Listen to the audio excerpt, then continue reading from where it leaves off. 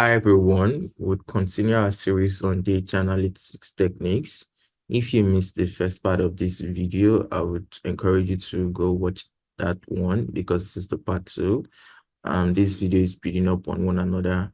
So today we'll be talking about technical jargons or technical terms like a data analyst or a data scientist must know. So these are the terms that while you speak with a fellow data scientist or a fellow data analyst, you need to sort of know this term. Or if you are speaking to a client, it just gives you this authority in the field. And some of them you would probably remember, some of them you know already, some of them you are going to eventually get to know more. So we are just going to be covering 25 in this series. So this is role. So some of you probably did matrix or matrix while in high school. You probably know this better. So this is role. So role is the horizontal alignment of your data representing individual observation or entries. I'm going to show you what this looks like in the next slide. So while colon is the vertical alignment of your data showcasing different attributes or variables. Um, so while a data set, it's a collection of data presented in tabular form, comprising rows and columns. You'd often hear data or data sets used interchangeably. So another name for a data set is called a data, but a more appropriate term is to use data set. Um, Also another thing, it's a variable. A variable is characteristics that can be measured and vary between entities, typically represented by column headings, sex, age. So what do I mean by row, column, data set, and variable? So let us use this table for example. So what we have here, this this is column 1, this is column 2. This is column 3. I mean, ideally, I would want to start from here, but let's assume this is my first column, but this is literally the first column. A is the first column, B is the second column, but let us just assume you don't have anything in this A. So this is your column. This is your column. This is your column. So you want to know, and so most times people try to misinterpret column from rows. They make a mistake from column from rows. So like try to know that this is a column, this is a column, this is a column. So why this is the rows. This is the row. So this 3 here represent row 1, row 2, row 3, row 4. So why do we need to like care about that? So you need to care about this in case you want to filter. I'm going to talk more about filter in the next slide, or you want to manipulate your data set. Manipulating these terms means you want to like try to transform your data set into something that is like your desired form. Peradventure, I don't want all females, or I don't want male at all in this data set. I only want those who earn above 100,000. So I would refer to like the column or refer to the row. Say, let's say for example, somebody just care about the age and the income. So what they would do is they would have to drop this sex colon.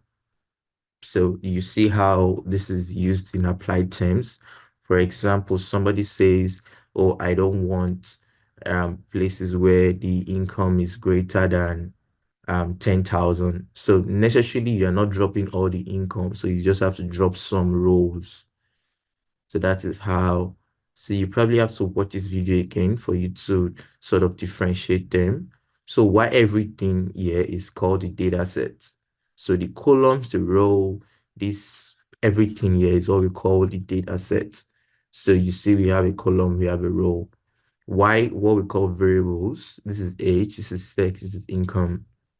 Variables sounds like something that varies or that can change, meaning that I could come here and rename or change this age here to 25 instead of 20, or 30 or 40, or I could change this male here to female, or I could change this to 90,000. So basically, they are most times the headers of your column. So like they are probably the the what you collect in your data. So if you collect people's income, their age, their sex, where they live, each of those things are called variables. So try to remember the difference between a column, a data set, and a variable. So you can say, oh, age is what? Age is a variable, sex is a variable, income is also a variable. So let's move on to other um technical jargon that we have as data experts. So another one is a code book. A code book is a document or file providing detailed insights into the variables within a data set, also known as metadata or data dictionary. So code book is like another data or a document or a file that sort of explains what are in the data set, like the main data set. So it tells you, or when you are more like, it's like, take it as a movie trailer when you want to watch a movie. So if you get to see the movie trailer, you have an insight of what is in the movie without having to get to see the movie itself. But a code book does much more than what the movie trailer would do to a movie. Most times, if you are running an analysis or a very large data set, if you don't have a code book, things might get a little bit difficult, especially if the data set was not properly like documented, or there are ways in which they kind of collect the data set that made it messed up. So I'm going to show you this also in the subsequent slide. So a code book is also called a metadata. So if you hear something called a metadata or data dictionary, it's the same thing as code book. Remember, this is very important that you know this term, you get to read them, you say them over and over again, just in case you want to speak to someone and they are trying to test your technical knowledge about all of these steps. And the reason why we are speaking about this technical jargon for now is because in the subsequent videos, we'll be using these terms, and so that it will be easier for you to know, oh, this is what we mean and all. So this is a sample. So this sounds like something that we'll probably be able to relate with. So a sample is a subset of elements from a larger group selected for study or analysis. So while a population is a complete set of a group that we are interested in studying. So let me give an hypothetical example. Imagine we have 100 people like in a particular country. I mean, that's not possible. Or let me say we have 100,000 persons in a particular country, and we decide that, okay, we want just 5,000 to survey 5,000 persons, or we just want to reach out to 5,000 persons. So that is a sample. So if you think about it in a customer base perspective, you have 50 customers and you just want to sample 5 customers. So the next one is population. So population is a complete set of a group, so more like the larger set of the sample. And most times why we use sample is because to conduct a survey or to run an analysis, it is most times impossible to get like the complete population sometimes. Also, it's just more expensive if you really want to get all the population. So that is why a sample is something that we get to use. And the assumption of using a sample is that that sample is representative of the population. Like that means whatever results we get from this sample is something that we can infer and say this population would be the same. And that is why when you are trying to do your sampling design, that is when you're trying to get your sample, we'll not be talking about sampling in this video, because we probably might not collect data that often as a data analyst or data expert. But like when you want to collect your sample, or when you want to collect the subpopulation, you want to care about, is this subpopulation representative of the total population? Say, for example, you have a place where you have 60 men and 40 women, and you also have a place where you have 90 people who are earning a lot and 10 people who are poor. So if you select your sample and you just want 30 persons, and mistakenly all your sample is just male, or all your sample is just those that are rich, there's a way your results will not be representative of the whole population. So that is something sampling alone, it's a big subject that you would it would take weeks to study on. So, but that's something that you most times the data we work with as a data expert, they are readily available for us. It depends on like the how the size of the organization that you're working with or you'll be working with. So a database is an organized collection of data usually stored electronically. So database is more like when you have different data sets. So remember data sets, data sets, data they're used interchangeably. So when you have different data sets, you have different data sets for probably you have a data for the customer, you have a data for your staff, you have a data for marketing, and you store them somewhere. So it's called a database. Visualization is the representation of your data into graphs, tables, etc. So when you sort of analyze your data, you kind of do something after you get your data, you present it in graphs, in tables, or whatever format. That's something we call visualization. So somebody says, "Oh, do you mind visualizing this? Let us see what it is." So we use this term a lot as data experts. So dashboards, you might not see this more often, but dashboard, you would get to know more about dashboard if you use Power BI. So dashboard is a way of displaying different types of data visualization in a simple snapshot. So remember, data visualization is basically having your data in graphs or tables. So why a dashboard is more like you have either different data visuals like a bar chart, like a graph, and you put them in one single either document or a file that makes it looks fancier or makes it look very appealing.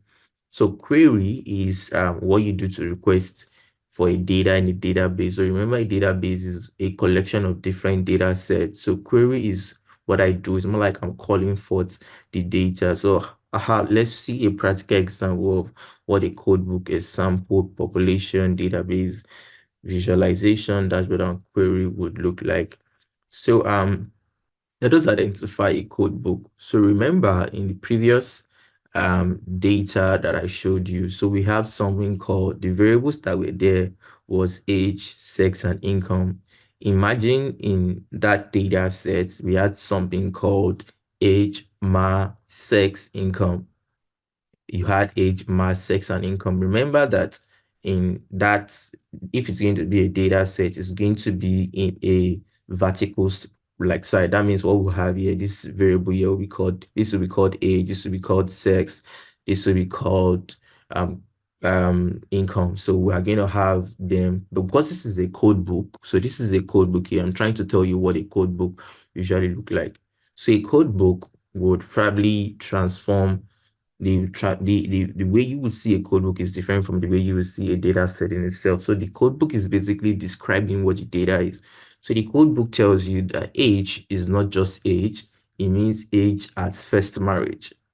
So this gives you context when you start to analyze your data or when you're interpreting. So you can just say age and age. So when the data writes something like ma, so you might like, what do they mean by ma?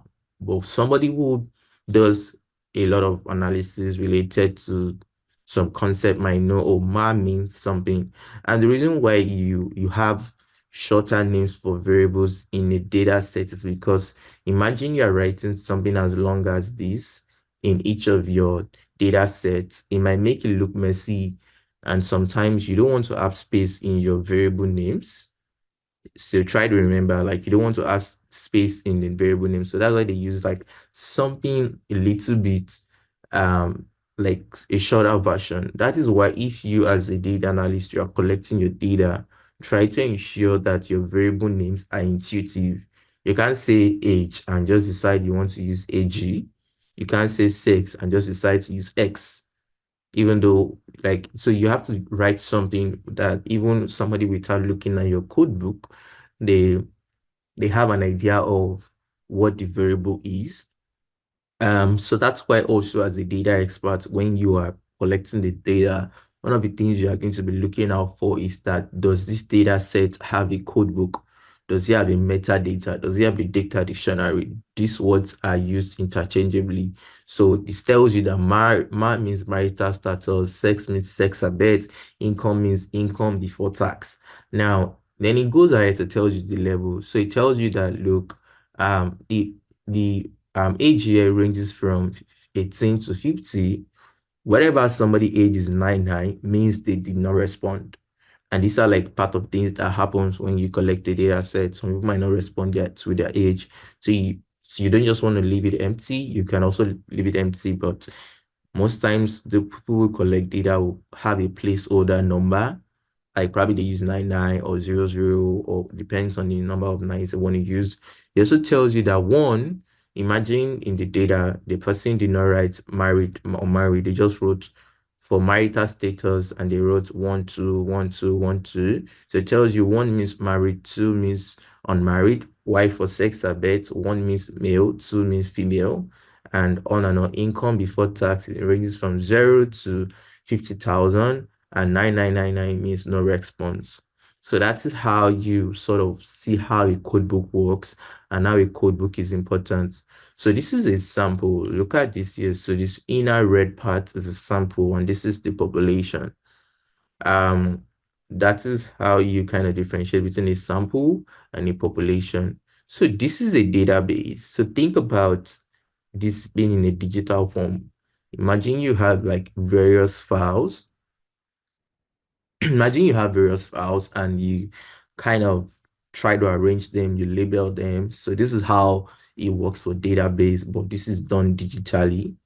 Why this is called visualize, this is called like a dashboard. All of this is a dashboard. Why each of them, it's a visualization. So this is a visualization, this is a visualization, this is a visualization, this is a visualization. So all of this, they are called a dashboard. So query is what I do to collect, like if I open this drawer or I open this folder, what I'm doing is I'm querying it, but I'm doing it like in a data analyst way. So this is how you kind of see the difference. So other technical jargons. So as data experts, we use X, Y a lot. I don't know why we use X and Y. I feel like it's arbitrary. So X usually denoted as the independent variable or the predictor. So Y is usually denoted as the dependent variable or the outcome. You might care about why do I need to know about X and Y. I just want to be a data analyst and I don't need all of this mathematical term. You need to know because most times people might use Y and X. So you need to know the context of when they use Y and X. And also you don't want to mix them up. So for example, we can say that when people have a good health habit, they live long. So X here would be the health habit or the health behavior, while living long is like the outcome. So meaning X in a way sort of is causing Y. So that is how the relationship is. So we can say somebody who is more educated is more likely to earn more income. So that means the X here is your education level, Y here is your income. So X-axis is the horizontal part of the graph. So X-axis is the horizontal part of the graph. Most times you put your independent variable in your X-axis when you are plotting a graph. Your Y-axis is the vertical part of a graph. Um, your hypothesis is an educated guess about the expected outcome of data analysis. So for example, if I try to think, oh, people who earn more income will probably be able to afford our product. So that is my hypothesis. So I have an educated guess. I don't just say anything because I feel like I want to say it. So that is what an hypothesis is like. Is what you think the result of analysis will look like. And it's very important that you have an hypothesis or an assumption before you start to run your analysis. That kind of guides you, but that can always lead to bias also. So guides you like, what would this analysis look like? So after you're done with analysis, if the result doesn't meet your expectation and you think in all possible way, this result is supposed to go in this direction. And you start to look at, is there something wrong with my analysis? Is there something I need to change? Not now you're trying to falsify data, but you're trying to think about things intuitively. If it flows in line with your assumption, then you try to write it, oh, I assume this, and this is actually what the result says, which is in line with my assumption. So correlation or association, but you most time use the word correlation. Correlation is a statistical measure. So these terms are more complicated than this, but I'm trying to use more simpler term, and you probably will read more about them and say, oh, they are more than what I'm saying right here. So it's a statistical measure examining the relationship between two variables. Remember, variables is like age and sex.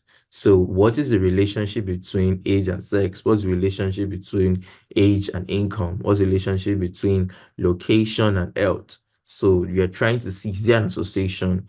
Why regression is a measure examining the relationship between two or more variables. Most likely it's you trying to have like a statistical measure that shows or how was the relationship between sex, income, age, and health. That means trying to say how sex, income, and age affect health because all of those factors can influence health.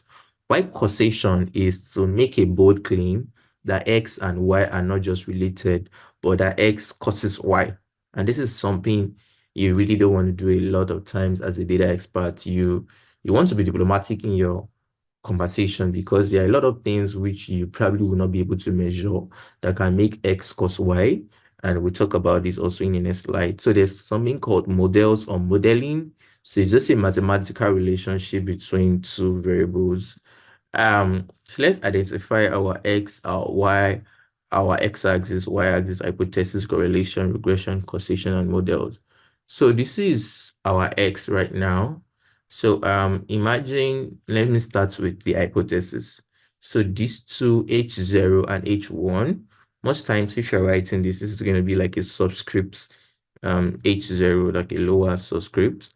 So mine, not there's something called null hypothesis and alternative hypothesis.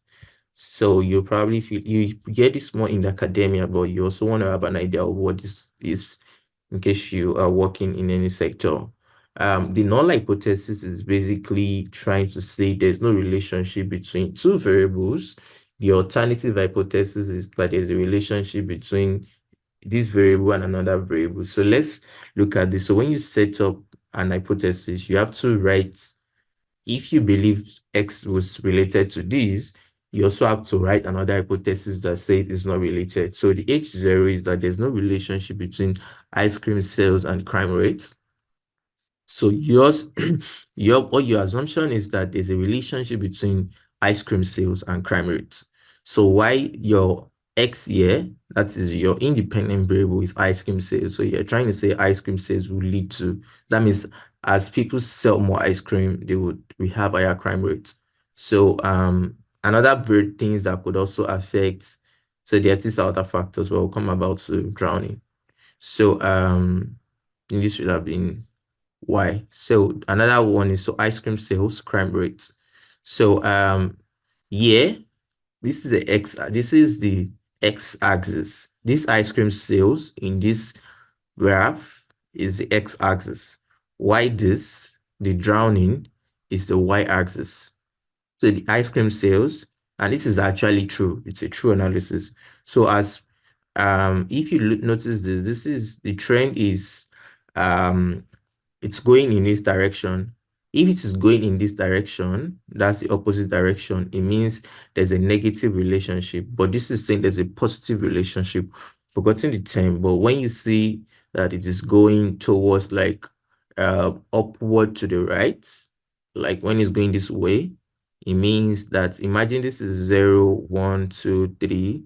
It means that as ice cream sales increase, drowning also increases. When ice cream sale is low, drowning is low, and it increases that way.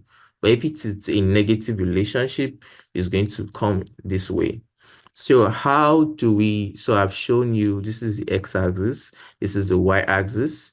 So yeah, this is the independent variable, that is ice cream sales. Why why is the crime rate. So I've shown you what hypothesis is. Correlation is trying to say, oh, there's a relationship between drowning and ice cream sales. While regression is the mathematical connotation of it or model, or trying to say, is there a relationship between ice cream sales, drowning, and crime rates? So one way you would think about this is also causation is trying to say that it's actually the sales of ice cream that is leading to crime rates. One thing about this research is that, so let's think about this. You might look like, how does this make sense? That is why hypothesis has to be an educated guess. You can't just say something is related to something without it having like a sort of, I mean, it has to make sense, so it has to be commonsensical. But for more researchers, they have something called theories. So for them to make a claim, it has to be in line with sort of a theory, or they have to bring a theory that would support that claim. So let me not go too technical. So people, the reason why you would see that ice cream sales increase is that drowning increase is that this is probably during the summer when people go to the beach to go get ice cream. So the more they buy ice cream and the more people go to the beach, the more they are likely to drown. So what we see here is an association between the rate of drowning and the rate of ice cream. Also, imagine here we have crime rates. It means during the summer, people would go out more to go to the beach or go out to go have fun. They probably buy ice cream, and that is when criminals will carry more activities. So you see right now, so you see that the fact that there's a association doesn't mean that there's actually a causation. So the factor that is actually influencing that is the time of the year, not necessarily ice cream sales affecting drowning like directly.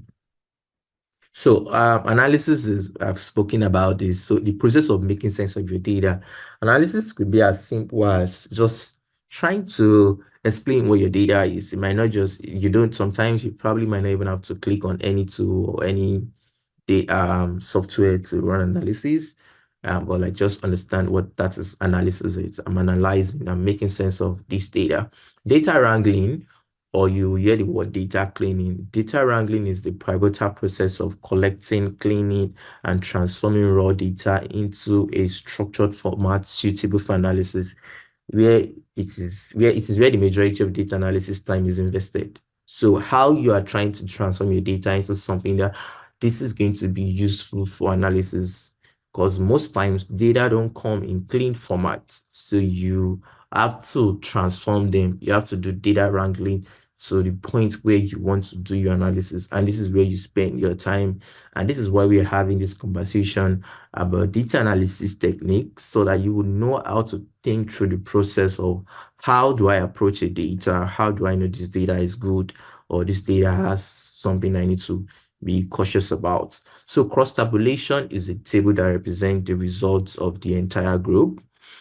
Statistics is the study of the study field that organizes data. So like it's broader than this. Concatenate means joining two data sets together. Filter means to set conditions to select a part of the entire data. Sorting means to arrange your data in desired formats. Um, Let us kind of talk about this. So how do we identify analysis, data wrangling, cross-tabulation, statistics, concatenate, filter, and sorting? So analysis is trying to like get your result. So what I'm doing here, or what this is, basically this table here is sort of analysis. It's an analysis already. Data wrangling is trying to clean my data. Say, for example, in this data set, I don't want females at all, and I take out all the females, or I don't want males at all, and I take out all the males. What I'm doing is also data wrangling. I'm trying to transform the data. So let's say I am joining these two data sets together. So how do I join them? You notice this column here called ID, this column here called ID. So this is the unique identifier, meaning this particular person, we don't want to write either their name here. We give them an ID, and we say, okay, this is your number, this is their gender, this is their income, in another data, we collected their ID and we collected their rurality. So if I want to know person O1's um income and their rurality, I just have to merge these two data together. So right now I'm going to have just one ID because the ID correspond one another, and I'm going to have this column, and this column. So that's also part of data wrangling. So this is cross tabulation. So cross tabulation is looking at where I have gender, I have rural, urban. So we can know total, if you had this and this together, it's going to give you 87. This and this is going to give you 87. So but I want to break it down and try to say this is cross tabulation. How many males do we have in rural areas? How many males do we have in urban areas? So and that is like um like the total, so males, females, and things like that. So if another one you could also look into is like filter. So as filter is more like you you don't want all the data sets, you want just very few ones.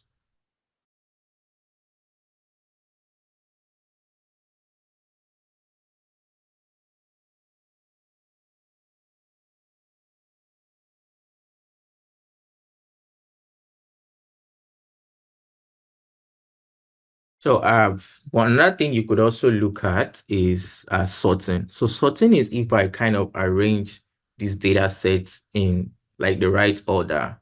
Like probably I want to have females first, or I want to have this arranged by income, like from the largest earner to the lowest earner.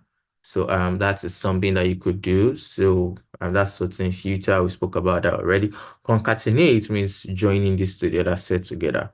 So you could also join by colon and row. So yeah, what I spoke about was joining by colon, but you could also join either by I can make another data set, for example, that is stack them on each other.